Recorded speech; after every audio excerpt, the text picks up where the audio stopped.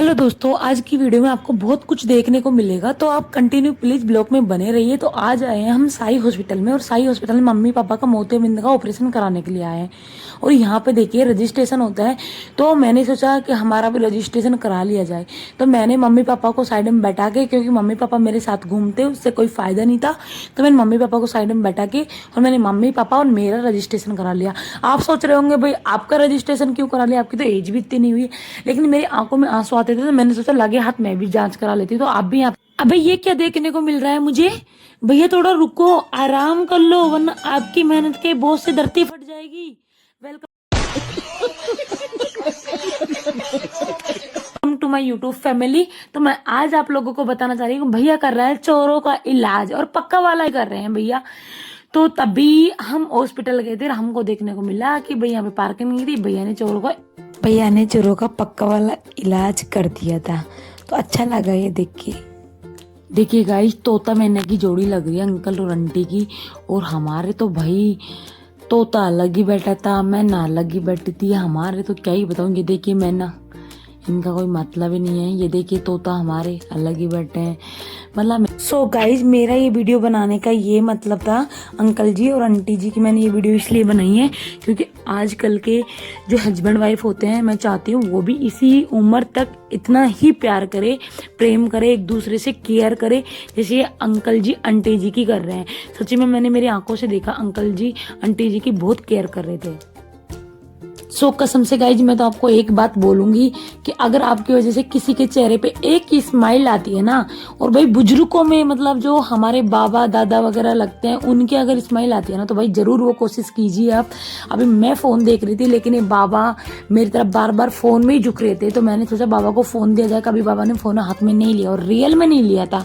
और गाइज जैसे ही बाबा अपने हाथ से फोन चलाएंगे ना, तब आप नोटिस करना इनके चेहरे पे खुशी कितनी होगी।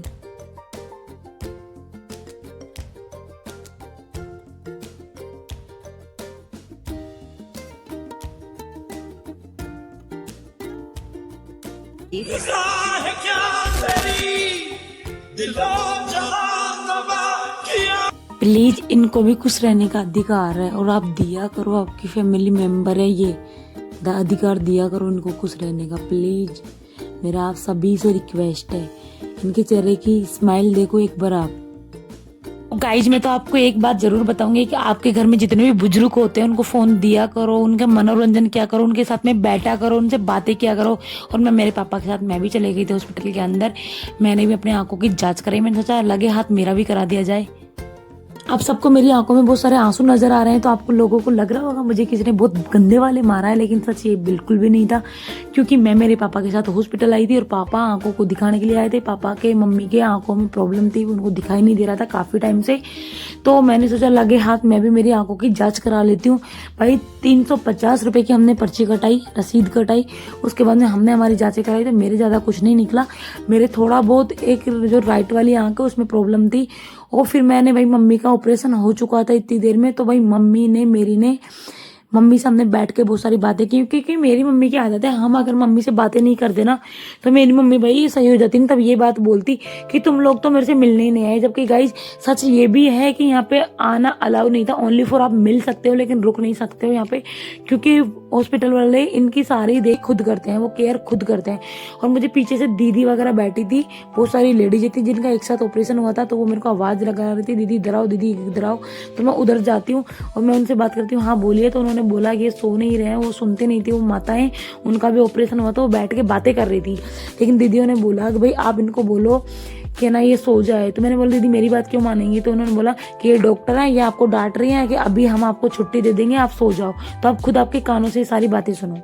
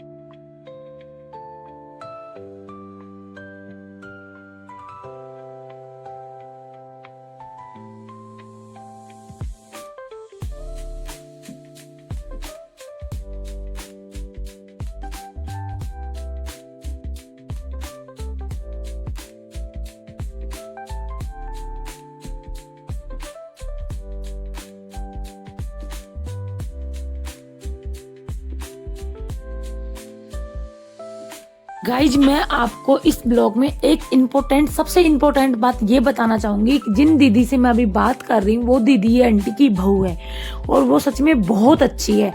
तो कई बार ऐसा भी होता है कि बहुएं भी बेटियों का फर्ज निभाती है। और मैंने यहाँ पे जब मैं आई थी मम्मी को एडमिट कराने के लिए तो मैंने 2 से 3-4 लोगों के बीच में ऐसे लोगों को देखा था कि जिनके फैमिली मेंबर में से कोई नहीं आया था। और मैंने उनको फोन भी किया था, मैं बेटों की बात कर रही हूँ कि बेटों में से 3-3 बेटे थे एक अंकल के और एक भी बेटा नहीं आया था। बहू तो बहुत दूर की बात है भाई। और उस आदि का अगर उस चीज को बहू निभा रही है ना तो बहुत अच्छी बात है ये। तो भाई आप बहुओं को अगर बेटी बना के रखोगे ना गाइस तो कसम से बहुएं बहुत अच्छी होती है। एक लड़की और एक लेडी जितनी अच्छी हो सकती है ना, जितना अच्छा इस संसार में कोई नहीं हो सकता। अपने बेटे साथ छोड़ देते हैं जिनको आपने पैदा किया होता है भाई, जिनको आपने जन्म दिया होता है, वो आपका साथ छोड़ रहा है तो किसी की बेटी आपका कैसे साथ निभा सकती है, आप कैसे उम्मीद कर सकते हो। लेकिन बहुत सी लड़कियां वैसी होती है जो साथ निभाती है। मैं तो आपको यही बोलूंगी कि भाई अपने माँ बाप का प्लीज बिल्कुल साथ मत छोड़ा करो, क्योंकि एक माँ बाप हम 8 हो चाहे 10 हो चाहे 12 हो चाहे 25 बच्चे हो वो आराम से पाल देते हैं, लेकिन माँ बाप बच्चों से एक माँ बाप नहीं पलते हैं। और भाई माँ बाप ज्यादा कुछ नहीं खाते हैं लेकिन फिर भी बच्चों से नहीं पलते हैं, वो अलग कर देते हैं भाई। अपनी वाइफ आते ही वो सारी ऐसी हरकतें करते हैं जैसे कि उनके माँ बाप नहीं पड़ोसियों के माँ बाप हो। प्लीज जैसे मत क्या करो भाई, बहुत बुरा लगता है, बहुत बुरा लगता है। अगर आपके बच्चे आपके साथ ये हरकतें करेंगे तो आपको बहुत बुरा लगेगा।